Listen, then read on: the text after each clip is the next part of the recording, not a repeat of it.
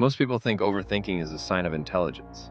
That if you're constantly analyzing, replaying, preparing, questioning, and second guessing, you're being careful, responsible, maybe even smarter than everyone else. But what if that's exactly what overthinking wants you to believe? Because overthinking has a strange ability. It disguises itself as progress.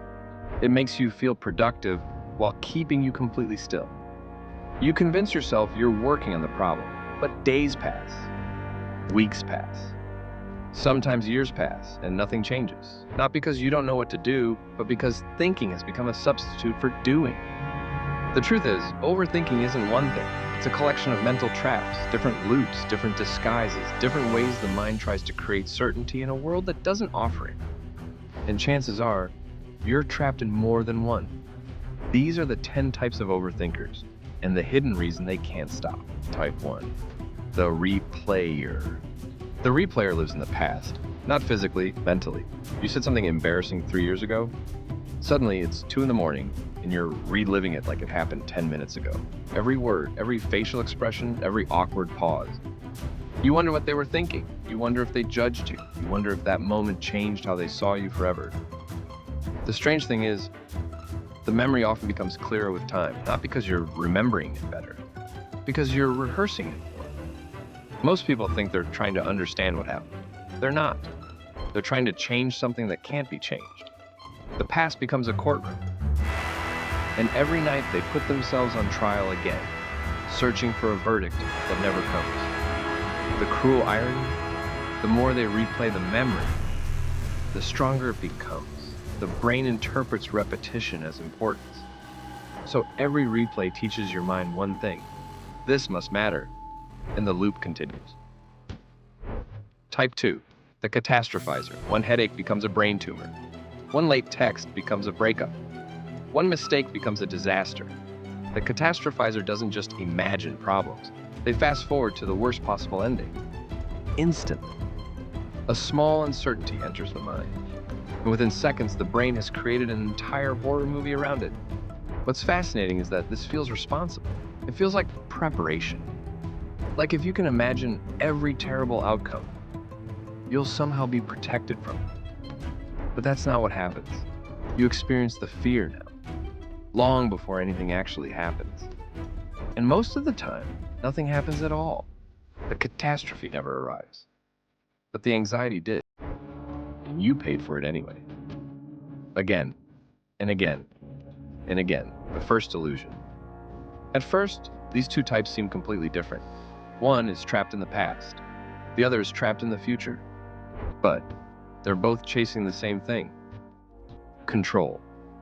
The replayer thinks, if I understand the past perfectly, I'll finally be at peace. The catastrophizer thinks, if I predict every danger, I'll finally be safe. Neither works. Because life doesn't reward perfect analysis, it rewards movement. And that's where the next type gets stuck. Type 3, the optimizer. The optimizer doesn't have one plan. They have 20. And they're constantly improving all of them. In theory, they spend weeks researching, comparing, learning, planning, preparing, and preparing some more. From the outside, it looks productive. But look closer. Nothing is actually happening. The business never launches. The channel never starts. The application never gets submitted. The project remains trapped in its perfect future form. Because the optimizer has a secret fear, not failure, imperfection. The moment they start, their perfect idea becomes real. And reality always has flaws. So they stay in planning mode, where everything still has unlimited potential, where nothing can disappoint them. The problem is, you can only improve something that exists, and theirs doesn't yet. Type 4, the decision freezer. Most people think difficult decisions cause stress. The decision freezer finds even simple decisions exhausting. What should I eat? Which email should I answer first? Which option is better? What if I choose wrong? What if there's a better choice? What if I regret it? Every decision feels permanent. Every choice feels loaded. So instead of choosing, they pause. They compare. They hesitate. They seek more information. Then more information. Then even more. the decision becomes larger than the decision itself. And eventually, not choosing becomes the choice. Life moves, opportunities move, time moves. The decision freezer doesn't. Not because they're lazy, because they're waiting for certainty, and certainty never arrives. Type 5, the social replayer. You left the conversation an hour ago. Your body left, your mind didn't. You're still replaying it. Did that joke sound weird? Did you talk too much? Did you seem awkward? Were they annoyed? Did they notice? This type treats every social interaction like evidence in a criminal investigation, searching for proof that they messed something up.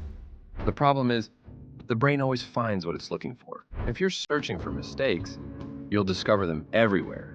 A strange look, a delayed response, a brief silence. Suddenly, everything feels significant. Meanwhile, the other person has probably forgotten the conversation entirely because they're too busy analyzing their own moment. Type 6, the pre-loser. Before the interview starts, they've already failed it. Before asking someone out, they've already been rejected. Before launching the project, they've already imagined it collapsing. The pre-loser experiences defeat before reality has a chance to decide the outcome. This feels smart, it feels protective. If I expect the worst, I won't be disappointed. But there is a hidden cost. When you mentally rehearse failure enough times, your body begins acting like failure is already happening. You become hesitant, tense, distracted, half-committed. And sometimes the fear itself creates the outcome you were trying to avoid. Not because you weren't capable, because you walked into the opportunity already carrying the weight of defeat. The hidden trap at this point, you might think overthinking is the problem. It isn't. The real problem is what overthinking is secretly trying to do. Remove uncertainty. Every type on this list is searching for the same thing. A guarantee that they won't fail, a guarantee that people won't judge them, a guarantee that things will work out. But life doesn't offer guarantees, which is why the next types become trapped in even deeper loops. Type 7, the meta-thinker. This type doesn't just overthink, they overthink the overthinking. Why am I like this? What's wrong with me? Is it my childhood, my personality, my habits, my brain chemistry? Then they start analyzing the analysis, then analyzing that analysis, and each layer feels like insight, but they're not moving forward. They're digging downward. The meta-thinker can spend years understanding themselves and never change, because understanding and action are not the same thing. Self-awareness is valuable, but self-awareness alone doesn't transform a life. Action does. Type 8, the comparer. Someone your age is more successful. Someone younger seems happier. Someone else appears more confident. The comparer can't experience their own life without measuring it against someone else's. Every achievement comes with a comparison. Every success comes with a reminder of someone doing better. And every setback becomes proof they're falling behind. The problem? The target keeps moving. No matter how much progress they make, someone else will always have more. A bigger audience, a bigger house, a bigger accomplishment. So the feeling of enough never arrives, because the comparison was never about achievement. It was about worth. And no amount of external success can solve an internal shortage of self-worth. Type 9, the worst-case architect. Unlike the catastrophizer, this type doesn't imagine one disaster. They build entire systems around imaginary disasters. Backup plans for backup plans. Contingencies, SAR-outs, emergency scenarios. Everything is under construction. The flight might crash. The market might collapse. The conversation might go badly. The diagnosis might be terrible. They live in futures that don't exist, preparing for emergencies that rarely arrive. And while they're busy protecting tomorrow, today quietly passes them by. Type 10, the quiet processor. This type still has anxious thoughts, still feels uncertainty, still experiences fear. They're not fearless, they're not enlightened, they're not special. The difference is simple. They've learned where thinking should stop and action should begin. The catastrophic thought appears. They notice it. They don't chase it. The replay starts, they acknowledge it, but they don't feed it. The comparison arrives. They see it, then let it pass, because they've learned something the other 9 haven't. Not every thought deserves attention. Not every feeling requires analysis. Not every doubt is a problem to solve. The quiet processor understands a truth that changes everything. Thinking creates possibilities.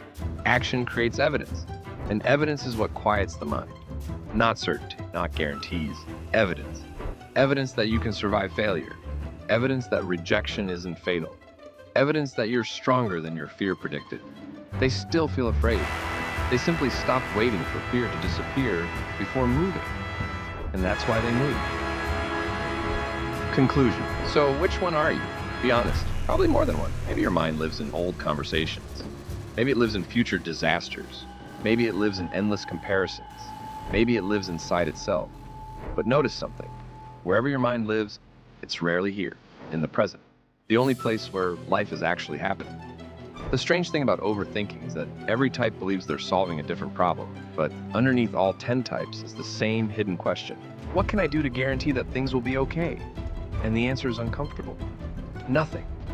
There are no guarantees. There never were, and there never will be. The moment you accept that, something incredible happens. You stop trying to control life and start participating. Because uncertainty isn't a flaw in the system. It's the cost of admission. Every meaningful relationship comes with uncertainty. Every dream, every opportunity, every goal worth pursuing. You don't escape uncertainty. You walk through it. Every overthinker believes one final lie. I'll act when I'm ready. But readiness isn't what comes before action. Readiness is what action creates. Make the call, send the message, start the project, launch the channel, apply for the job, have the conversation, take the shot. Do the thing you've been thinking about for months. Because the life you're trying to think your way into only appears after you move. If this video described you a little too accurately, subscribe for more psychology and self-development content every week. And tell me in the comments, which type are you? Don't overthink it, just answer. Now go.